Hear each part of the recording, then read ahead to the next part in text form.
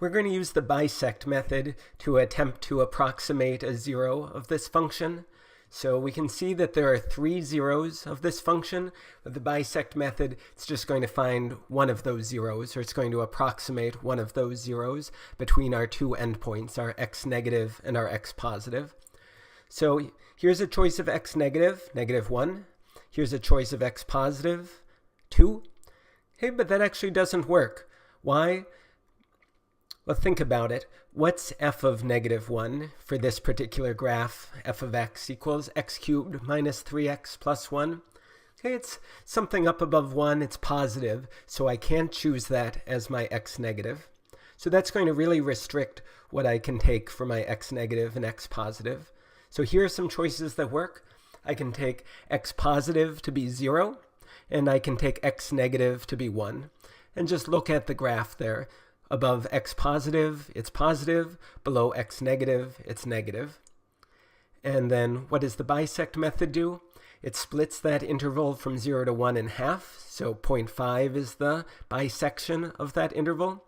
And now I think, what's f of 0.5? It's negative. The graph is below the x-axis there. So that's going to become my new x negative. So I'm going to get rid of that old 1 as my x negative and now use 0.5 as my new x negative. And what you should imagine is that the bisect method, it keeps zooming in until I get close enough to the actual 0. So there's my new x bisect, halfway between 0 and 0.5. So the new x bisect is going to be 0.25. F of x is positive there. So that's going to be my new x positive.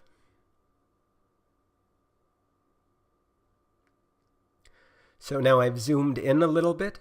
There's my x positive at 0.25 and my x negative at 0.5. Let's say my error threshold is 0.1. So what that means is I'm going to just keep doing this bisect method. I'm going to keep cutting the interval in half until the total width of the interval is less than 0.1. So here I've cut it in half again. This is 0.375. Okay, right halfway between my x positive and my x negative. And the graph is negative there, so that's going to become my new x negative. So now I can tell that that's within 0.1 of the actual 0, but that's not the way the bisect method works. If my error threshold is 0.1, then I'm going to keep going until the whole interval is less than size 0.1. So here's a new x bisect.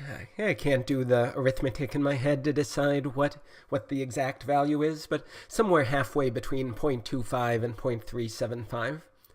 And that's going to become my new x positive.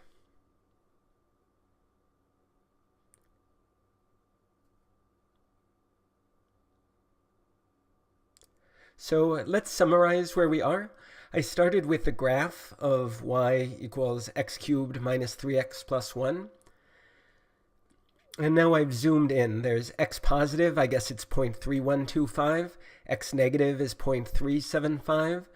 And total the distance between these two, it's less than 0.1. And the way I've coded the bisect method, once I get less than my error threshold, I just stop and return whatever the x negative value is. So in this case, I'm going to return 0.375.